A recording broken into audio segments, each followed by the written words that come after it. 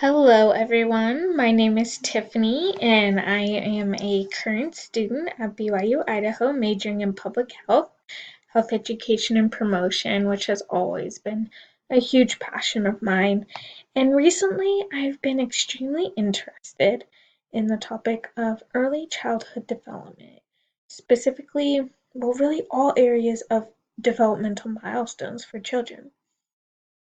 Now, this may be because I am currently pregnant and expecting my first little boy any day now.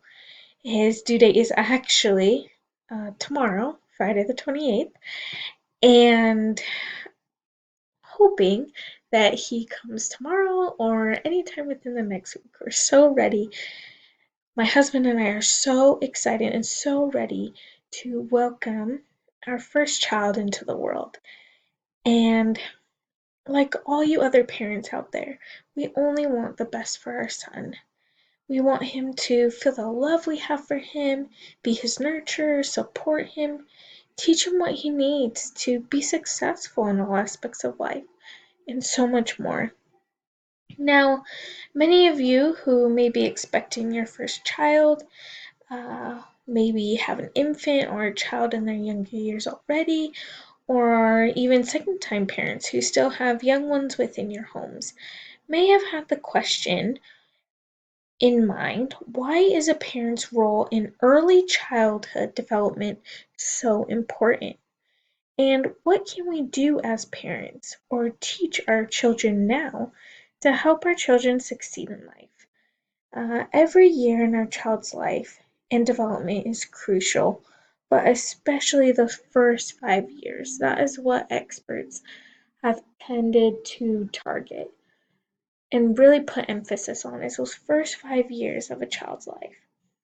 Now, after researching several articles on this particular topic from early childhood educators and professors, I came across several quotes that I love that help demonstrate the incredible role and responsibility we have as parents to help our children learn and grow.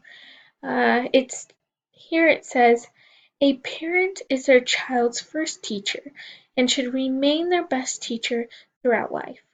Functioning as a coach, the parent exposes a child to age-appropriate challenges to encourage development as well as to experiences that allow the child to explore on their own and learn from interacting with their environment.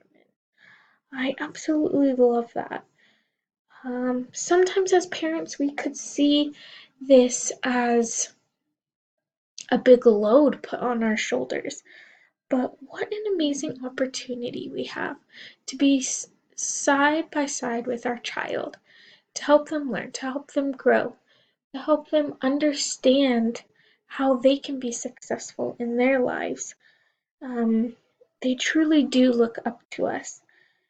Child development experts have taken this concept of scaffolding from the building trades. Just as scaffolding is put up to support the structure of the building as it is being built, and gradually taken down as the building is able to stand on its own, a parent will need to provide the necessary support for a child to allow them to safely and productively explore and learn from their environment.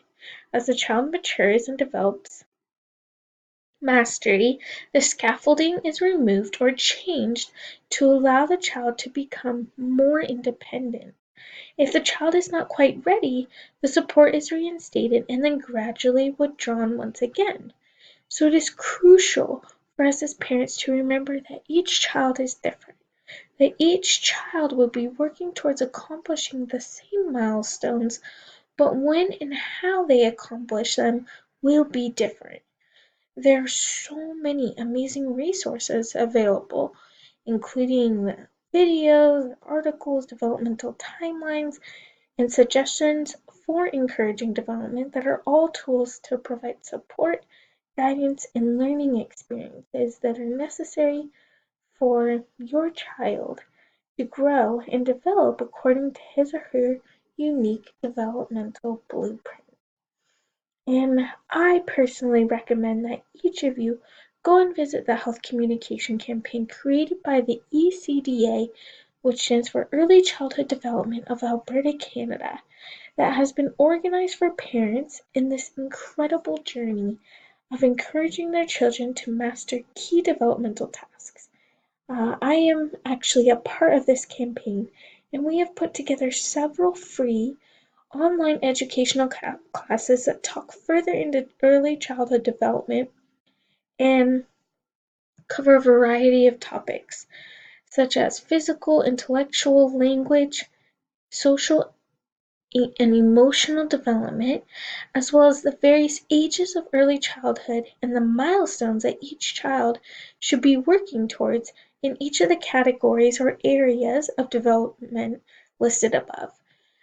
These are great for stay at home moms that have just those little moments of time throughout the day, maybe when your child's napping. Um, be able to go and watch a little bit about uh, childhood development and the various topics that I just mentioned. There are also many local classes available that are also free and being put together by the local health department. Take advantage of these resources. And there is contact information on the website if you have any questions on how to sign up too. Thank you all so much for listening. And remember, each Friday I will be posting a new podcast on the topic of early childhood development, as well as interviews from early childhood educators on studies they have done that will help us understand what we can do to improve as our child's mentor, teacher, and support. Thanks again.